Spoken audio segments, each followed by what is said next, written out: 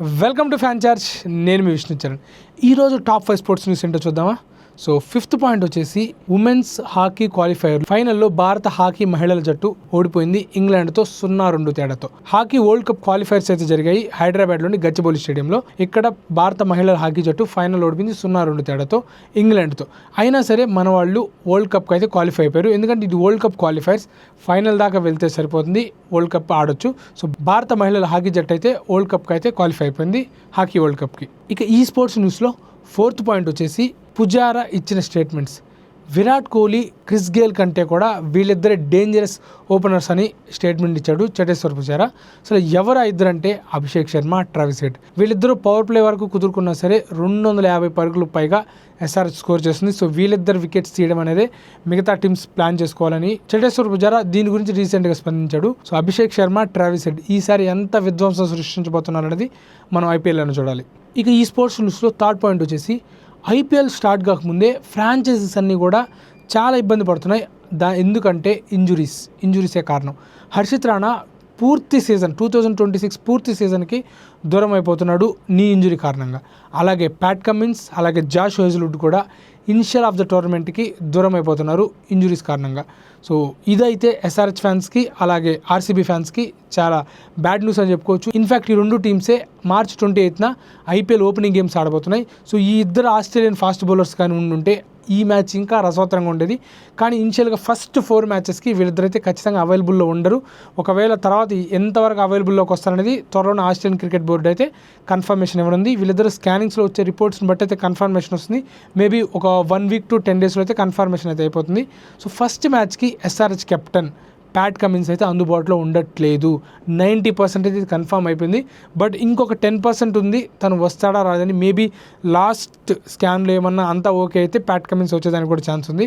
So మనమైతే last వరకు wait చేయాలి ఎస్ఆర్హెచ్ ఫ్యాన్స్ కూడా. అలాగే ఆర్సీబీ వాళ్ళు హేజల్వుడ్ మీద చాలా డిపెండ్ అవుతూ ఉంటారు బౌలింగ్లో.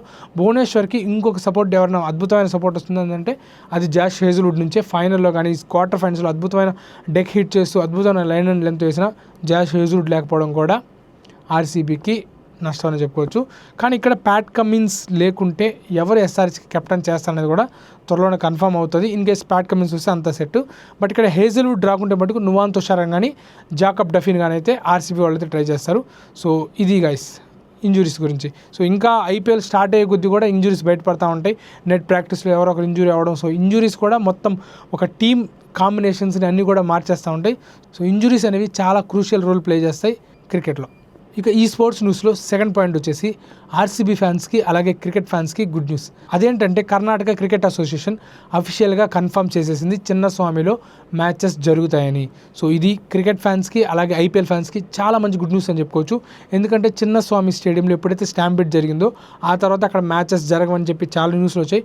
బట్ మొత్తానికైతే క్లియరెన్స్ అయితే వచ్చేసింది. బట్ ఫ్యాన్స్ అయితే అక్కడికి ఎవరైతే మ్యాచెస్ చూడడానికి వెళ్తారో సో కొంచెం జాగ్రత్తగా వెళ్ళండి. ఎందుకంటే చిన్నస్వామి క్రికెట్ గ్రౌండ్ వచ్చేసి బెంగళూరు మెయిన్ ఏరియాలో సర్కిల్లో ఉంటుంది. అక్కడ ట్రాఫిక్ అన్నీ కూడా ఉంటాయి కాబట్టి సో ఎవరైతే మ్యాచెస్కి వెళ్తారో వాళ్ళు కూడా జాగ్రత్త వహించాలి.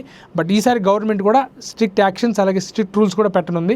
సో ప్రస్తుతానికైతే అఫీషియల్గా న్యూస్ వచ్చేసింది March 28న ఎస్ఆర్హెచ్ వర్సెస్ ఆర్సీబీ మ్యాచ్ చిన్నస్వామిలోనే జరుగుతుంది. అలాగే ఆర్సీబీ 5 హోమ్ మ్యాచెస్ అయితే ఆడుతుంది. మిగతా 2 మ్యాచెస్ వచ్చేసి వేరే దగ్గర అయితే ఆడతారు. ప్రస్తుతానికి ఎలక్షన్ కారణంగా April 12th వరకే షెడ్యూల్ వచ్చింది కాబట్టి ఫైనల్ ఎక్కడ జరుగుతుంది అనేది ఇంకా కన్ఫర్మేషన్ రాలేదు. ఒకవేళ ఇన్ కేస్ కన్ఫర్మేషన్ వచ్చినా అది చిన్నస్వామిలో వస్తుందని కూడా వెయిట్ చేయాలి. సో ఇది గైస్ స్పోర్ట్స్ న్యూస్లో 2nd పాయింట్. ఇక ఆల్ ఇంపార్టెంట్ స్పోర్ట్స్ న్యూస్లో ఫస్ట్ పాయింట్స్ వచ్చేసి బీసీఐ ప్రకటించిన నమన్ అవార్డ్స్. ఈ నమన్ అవార్డ్స్లో బెస్ట్ బ్యాట్స్మెన్ అవార్డు వచ్చేసి శుభ్మాన్ గిల్కి వచ్చింది. శుభ్మాన్ గిల్ అద్భుతంగా ఆడాడు ఇంగ్లాండ్ సిరీస్లో, తనే ప్లేయర్ ఆఫ్ ద సిరీస్ కూడా. ఇక ఉమెన్స్ నుంచి వచ్చేసి ఇదే నమన్ అవార్డ్స్లో స్మృతి మందానాకి బెస్ట్ బ్యాటర్ అవార్డు అయితే వచ్చింది. ఈ నమన్ అవార్డ్స్లో హైలైట్స్ ఏంటంటే ఉమెన్స్ వరల్డ్ కప్ ఏదైతే మన టీమిండియా గెలిచారో వాళ్ళందరినీ కూడా సత్కరించారు.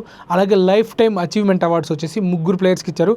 ఒకరు వచ్చేసి మితాలీ రాజ్, రెండో వచ్చేసి రాహుల్ ద్రావిడ్ సార్, అలాగే రోజర్ బిన్నీ. సో వీళ్ళ ముగ్గురికి రోజర్ బిన్నీ సార్. సో వీళ్ళ ముగ్గురికి లైఫ్ టైమ్ అచీవ్మెంట్ అవార్డ్స్ అయితే ఇచ్చారు. సో ఈ నమన్ అవార్డ్స్ వచ్చేసి ఎవ్రీ ఇయర్ అయితే బీసీ అయితే ప్రకటిస్తూ ఉంటుంది. సో ఇది గైస్ ఇవాళ స్పోర్ట్స్ న్యూస్. ఖచ్చితంగా ఈ వీడియో మీకు ఇన్ఫర్మేటివ్గా అనిపిస్తే ఖచ్చితంగా వీడియో లైక్ చేయండి. మరొక మంచి ఎపిసోడ్లో కలుద్దాం. అంతవరకు ఉంటాను. Bye, thanks.